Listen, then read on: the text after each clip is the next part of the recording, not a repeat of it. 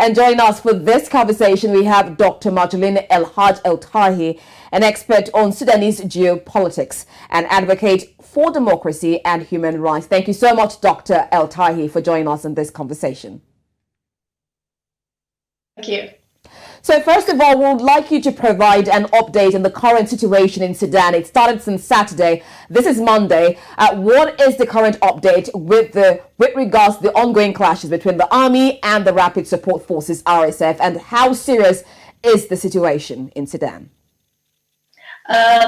Well, the situation between these fighting partners is worsening, with very heavy casualties along both sides from the military. We don't know, we don't have any statistics, but there are bodies of killed army officers from both sides, and then there is a situation whereby each one says that they are under control, but it is very clear that this battle is not over militarily between the two of them.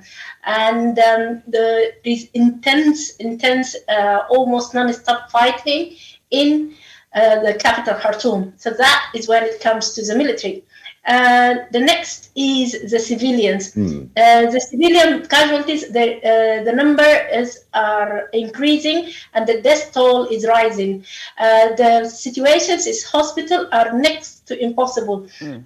All hospitals are suffering from lack of medication. The most urgent thing we need now is an immediate ceasefire. That we need the international community to exert maximum pressure on the fighting partners to allow for humanitarian corridors. People are dying. There is several complexities here, including a lot of dead bodies, both civilian and military, which cannot be buried, causing a huge environmental problem, and the consequences of that are just unthinkable and it's a disaster. It's a full-out humanitarian disaster in all capacities. Electricity and the power is off. Water shortages, extreme water shortages. Children are trapped in their houses. A lot of students, for example, just as one example, University of Khartoum, there are over 88 students who are trapped in a lab. And they can't leave, and they have been trapped there for 3 days without any water or without any food, without any supplies. Well, now the two parties said that there is going to be a period of ceasefire between 4 and 7 p.m. That was yesterday, but they did not uphold that one because there were people who were shot at that time. So even that is not upheld. The situation is very serious.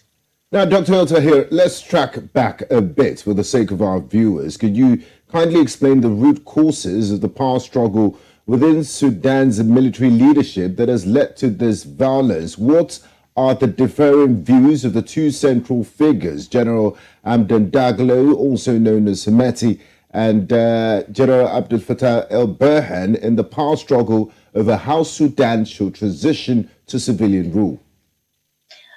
Sudan was ruled for 30 years, that is 89 to 2019, by the military juntas under the leadership of President Bashir. In 2004, there erupted a war by the military in Darfur. During that time, the forces called Janjaweed, which later took the name Rapid Response Forces, these were notorious militias that helped the government in massacring hundreds and thousands of civilians and raping and looting in Darfur. So the government kind of rewarded them by giving them a more legal status, and they were named the Rapid Response Forces, and they were moved in 2015 to Khartoum, the capital. Well, at that time, within the army itself, there were some very serious factions within the army itself, and the Islamists who controlled the army. At that time, President Bashir thought that this group, this paramilitary militia group, could assist him and keep him power, and they did until 2019, when his regime was toppled by popular movement. When his regime was toppled by popular movement, General Hemeti and the Rapid Response Forces saw it as a great opportunity to take over the country. But at the same time, there were the Islamists in the regular Sudanese army under the leadership of General Burhan, who also sort of getting the opportunity of getting their hands into the country. What happened that in the end they made a coalition, and under extreme pressure from the international community, the civilian partners agreed to have a kind of partnership in the name of keeping stability and of the Sudan and of the region. And that partnership went on until October 2021, when the military started a coup d'etat, whereby they removed the civilian partners and they had the power between the two of them. Now, here we are talking about two groups who are very power thirsty, driven only by cynicism, their very own personal interests, and most importantly, driven by powers from outside the country, regional powers in the name of United Arab Emirates, Saudi Arabia, and Egypt, supporting one against the other. That went on until the international community, yet again, started a very serious pressure on the civilians to start a process of negotiation. That kind of negotiation started in I would say November 2021 until now, 3 days ago, and those negotiations collapsed. The two parties thought that each one of them thought that they are strong enough to go at each other, and they did, and they are holding 46 million people captives. And none of these two factions has anything to do with the aspirations of the people, or the people are not represented in this fight in any way. Now, you've been in a quite dire situation in Sudan. We're seeing two power groups now. We're seeing the military and the rapid support forces all fighting for power. I want you to really explain what is going on in Sudan.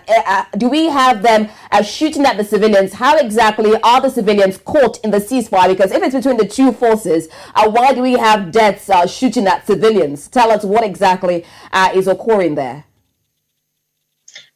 This is the situation, how it affects civilians. They are fighting among each other. The Sudanese army under Burhan has air force, but they are poorer on ground control and ground troops. So what happened is that in order to win the battle, the army is launching airstrikes on the rapid response forces points of their gatherings. And then at the same time, these points are within